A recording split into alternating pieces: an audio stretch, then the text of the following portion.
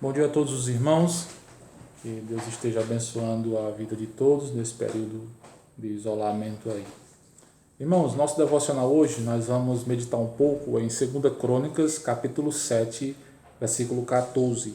Quero convidá-los a abrirem suas Bíblias, os que puderem aí, né? E assim refletirmos um pouco na palavra de Deus. Contextualizando um pouco, logo no capítulo 5 de 2 Crônicas, após a conclusão do templo, que levou um pouco mais de 7 anos e 6 meses, 7 anos e meio talvez, para a conclusão do templo, e o templo tinha todo um significado para o povo judeu. O templo era ali o lugar de adoração, em que o povo chegava ali a Deus, era o lugar da presença de Deus ali para eles, simbolizava essa presença de Deus no meio do seu povo. Era também o símbolo de perdão e de graça, relembrando as pessoas sobre a gravidade do pecado e a disponibilidade de misericórdia da parte de Deus. O templo também preparava o povo para o verdadeiro Cordeiro, Jesus Cristo, que levaria embora definitivamente todo o pecado. O templo também era um símbolo de adoração, né?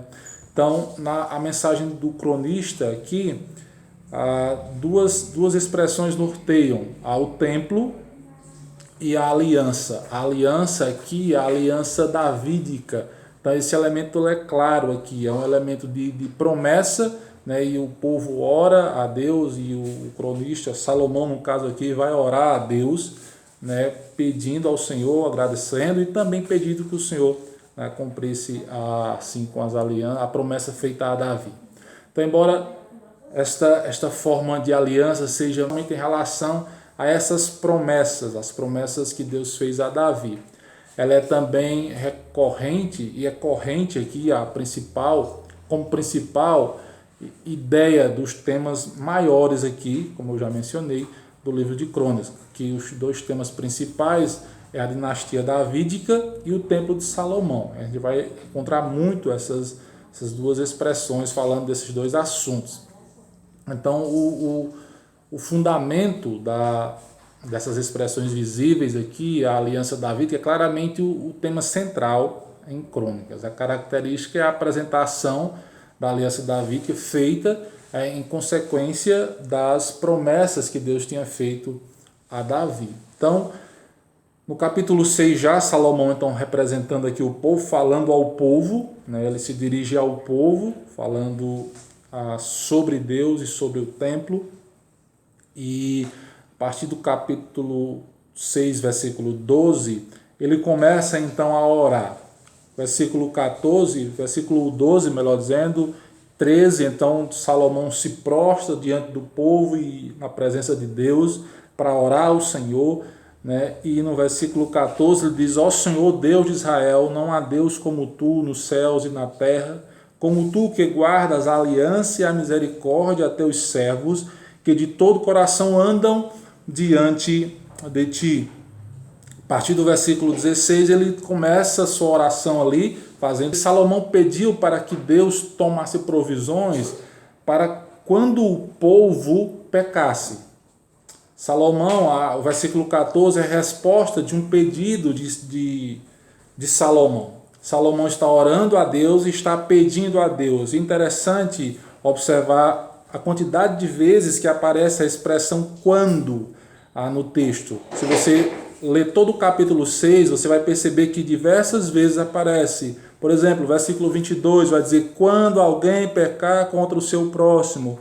Versículo 24: quando o teu povo de Israel, por ter pecado contra ti, for ferido diante do inimigo. Versículo 26: quando os céus se cerrarem e não houver chuva por teu povo, por ter o povo pecado contra ti. Versículo 28: quando houver fome na terra, quando houver guerra contra o seu inimigo. 36: quando pecarem contra ti e tu te dignares contra eles. Então essa expressão de certeza de que o povo vai errar, vai pecar. Então Salomão coloca que quando o povo agisse desta forma, ele pede que Deus haja. Ele pede que Deus tome provisões em benefício do povo, perdoando os pecados, livrando das mãos dos inimigos, livrando da fome e etc. Então Salomão ora nesse sentido, clamando a Deus para que quando essas coisas acontecessem, ali o Senhor estivesse tomando provisão. A resposta de Deus a esta oração pelo menos 4 aqui nós podemos encontrar 4 condições da qual o Senhor estabelece para que o povo haja, o seu povo, o povo de Deus, haja de acordo com o que o Senhor estabeleceu, para que assim o Senhor perdoe, para que assim o Senhor sare a terra, para que assim o Senhor resolva os problemas. Então, no capítulo 7, versículo 14, diz assim: se o meu povo, que se chama pelo meu nome, se humilhar e orar e me buscar e se converter dos seus maus caminhos, então eu ouvirei dos céus, perdoarei os seus pecados e sararei a sua terra.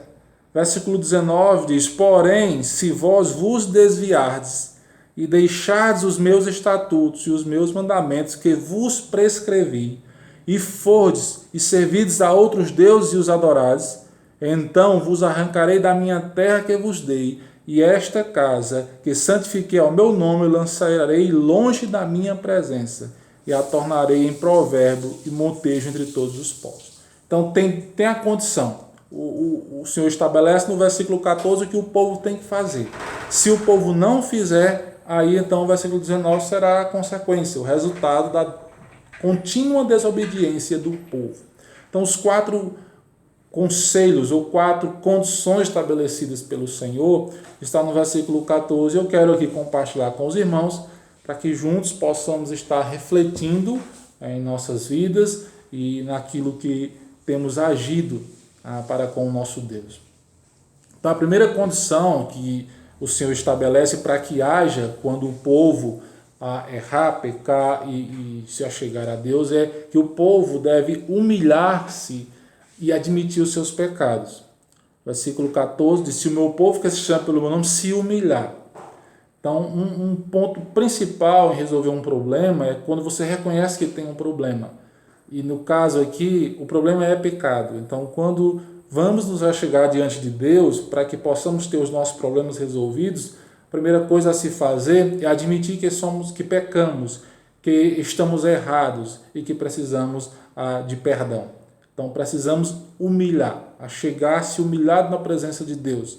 Lembro que o pastor Paulo ontem na mensagem falou um pouco sobre humilhar-se na presença de Deus. Então os irmãos sabem bem o que é isso. Então que nós possamos nos achegar na presença de Deus humilhados, admitindo o nosso pecado, reconhecendo que erramos. Uma segunda condição aqui estabelecida pelo Senhor é orar a Deus pedindo perdão.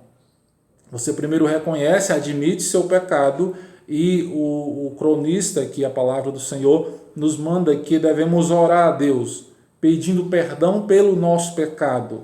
E ao orar humilhado, pedindo perdão pelo nosso pecado, um terceiro passo é procurar Deus continuamente.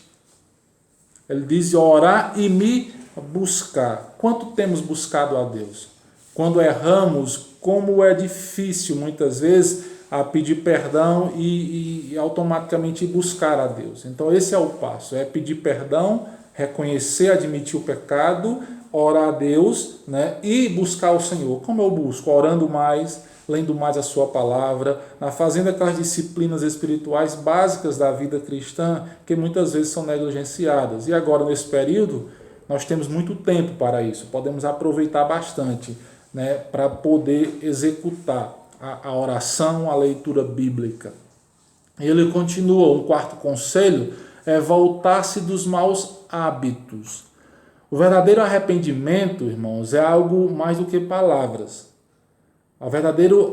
Embora que pequemos individualmente, como grupo, como nação, o seguir estes passos nos levará a perdão, nos levará à misericórdia de Deus. Deus responderá às nossas orações sinceras.